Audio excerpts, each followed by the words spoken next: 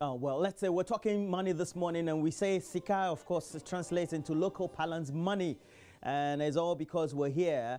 And over the last 14 to about 12 hours, the discussions on not only mainstream media, social media, but your various intellectual discussion platforms have been about the high-handedness, if I can call it that, of the Bank of Ghana, because it is performing its regulatory job, making sure it supervises the banks that need to do the right things based on the regulations.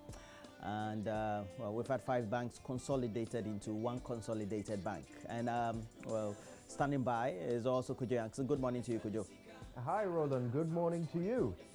What a day, though, right? Yeah. The morning after the night before, when the Bank of Ghana swung their sledgehammer and crushed 5 banks into one, all with the aim of protecting deposits for their customers, because according to their own quality review, which began all the way back in 2015, these banks are in no position to be operating for various reasons, obviously.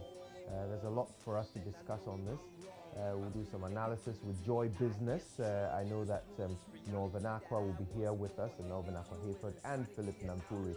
So we'll get to grips with all of that. But I know you're also going out there to speak to an academic who has several interesting thoughts on this, right? Yeah. And Dr. Saint Kutu is a lecturer in finance and risk management at the University of Ghana Business School. And we just want to ask some of the basic questions as to what the regulations are, what should the Bank of Ghana of old needed to have been doing before now, and what we've seen over the last period. What does it mean into the future, basically? Indeed. This conversation obviously is only beginning today. There's so much to talk about. But I think the important thing you need to understand, if you're at home today, you don't know what's going on, you've just heard the news, the important thing is if you're a customer of any of these 5 banks, your deposits are safe. Don't worry about that. But we do need to get to grips with how we've ended up here, because you and I are probably going to have to pay about 5.7 billion Ghana cedis to make this right. Details later.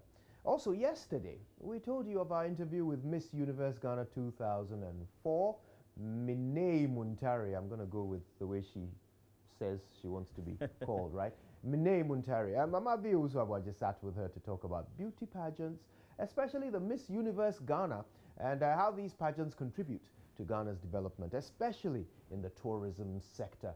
And now the good thing is that she's taken over the organization of the pageant that she won years back. Mamavi got to grips with what the situation is in the beauty pageant industry today here in Ghana, following the resignation and the gracious acceptance of the resignation of Miss Ghana 2018. So much to talk about today. And then we'll wrap up with some showbiz, won't we, Roland? Yes, we will. And as always, great entertainment with all those highlights on the segment. Showbiz. AM Showbiz is brought to you, as always, by Awake Purified Water. So make sure that you make a date. Join us within that period. And Becky will be here with the latest. But you can watch us regularly on Facebook, JoyNews on TV. We also have a regular channel on YouTube, My Joy Online TV. Kujo. Indeed. So, well, I think we'll kick it off as we always do with the news. Roland has what's happening around the world.